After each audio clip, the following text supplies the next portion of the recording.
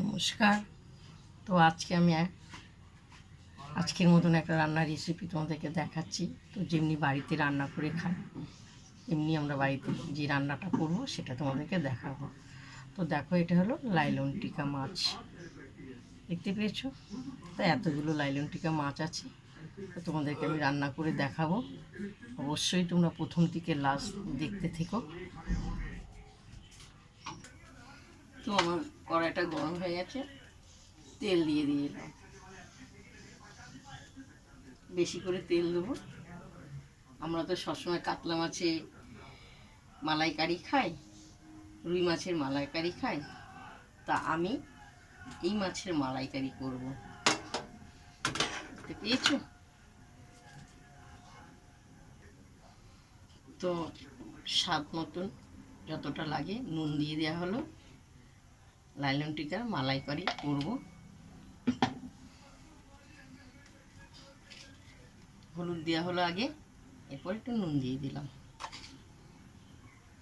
একটু ভালো করে মাখবো মাছটা। দেখতে পেয়েছো? বড় বড় মাছ, খুব সুন্দর লাগবে খেতে। তো আমার তেলটা গরম হয়ে গেছে,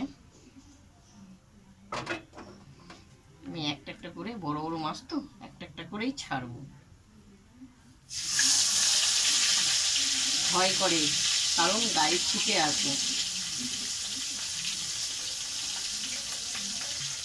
তো মালাইকারিতে কী কী মশলা দেবো তোমাদেরকে দেখাচ্ছি। টমেটো কুচি, পেঁয়াজ কুচি, আদা কুচি, রসুন কুচি দিয়ে আমি পেস্ট করবো।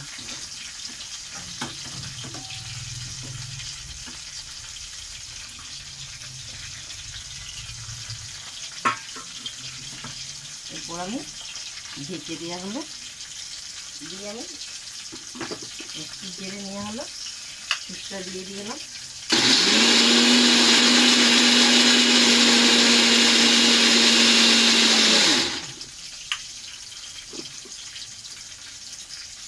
তো আমার মশলাটা হয়ে গেছে,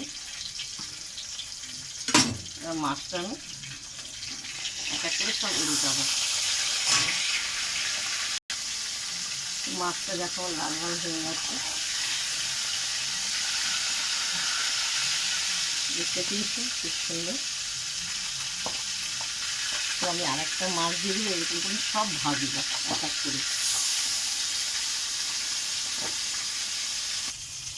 তো দেখো সব ভাজা হয়ে গেছে, আর এই দুটো তুললে হয়ে যাবে। খুব ফুটছে। তো পরিমাণে আর একটু তেল দেওয়া হলো, একটু মাছের কারি তেলটা একটু লাগে, একটু ফোড়নটা দেওয়া হবে। জিরে তোমরা যেটা পছন্দ করো সেটা দিও। এই যে তেজপাতাটা একটু ভালো করে মিশিয়ে নিলাম, দিয়ে দেওয়া হলো। তো এই মশলাটা তেলে দিয়ে দেওয়া হবে,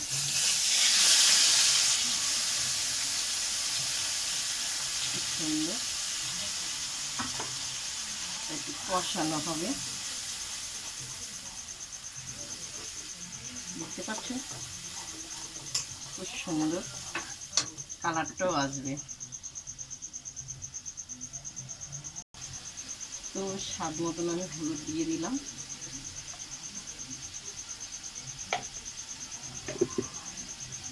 তো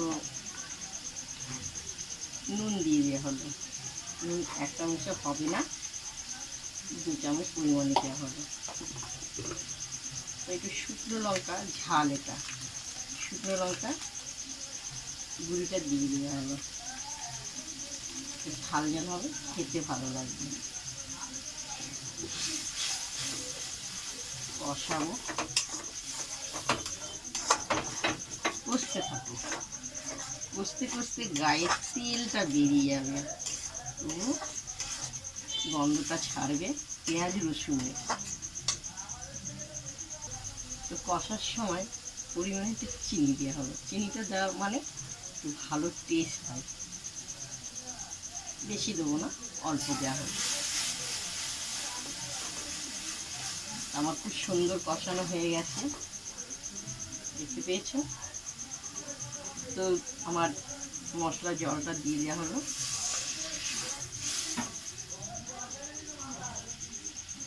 তো একটু জলে তো হবে না, পরিমাণে আরেকটু জল দিয়ে দেওয়া হলো। জলটা একটু ফুটে উঠবে, তারপরে মশলার জলে ভাজা মাছটা দেওয়া হবে। তো দেখতে পেয়েছো ঝোলটা খুব সুন্দর ফুটছে। তো এবার আমি মাছগুলো ছাড়বো।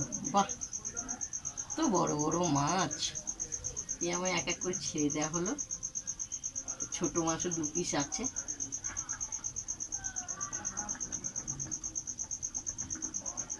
অপূর্ব লাগবে খেতে।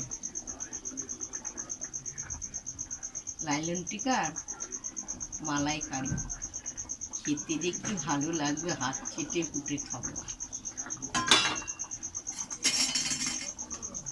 একটু ফুটবে, একটু ঝোলটা টানবে।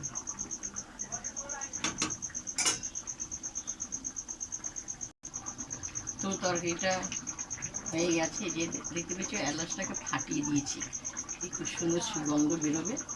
এলাচটাকে দিয়ে দেওয়া হলো, বা একটু ফুটবে, তারপর আমি নামিয়ে ফেলবো। তো এবার আমি থালায় ঢালবো। এখানে রাখা হলো, এই থালায় মাছটায় ঢালবো। বাহ, খুব সুন্দর গন্ধটা বেরিয়েছে, খেতেও ভালো লাগবে।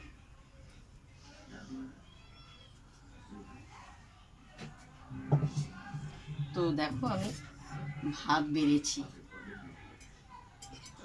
কিছু খেতেই হবে, সুন্দর করে রান্না করেছি।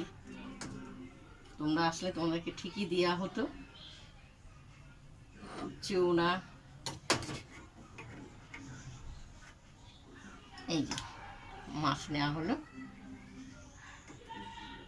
একটু সামান্য নেওয়া এগুলো রইল। এখন আমি খাবো।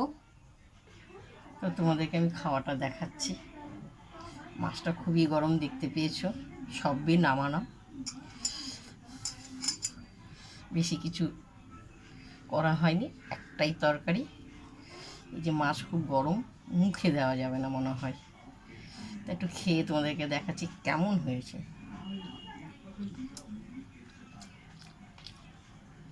খুব সুন্দর হয়েছে। লাইলন টিকা মালাইকারি প্রথম থেকে লাস্ট তোমাদেরকে দেখালাম। তো তোমাদের যদি ভালো লাগে দিদিটাকে লাইক দিও, শেয়ার করো, কমেন্ট করে জানাবে। এইভাবে তোমরা খেয়েছো কি না জানি না, এইভাবে খাবে, খুবই সুন্দর লাগে। লাইলন টিকা ঝোলও ভালো লাগে আদা জিরে দিয়ে। চলো আমি তোমাদেরকে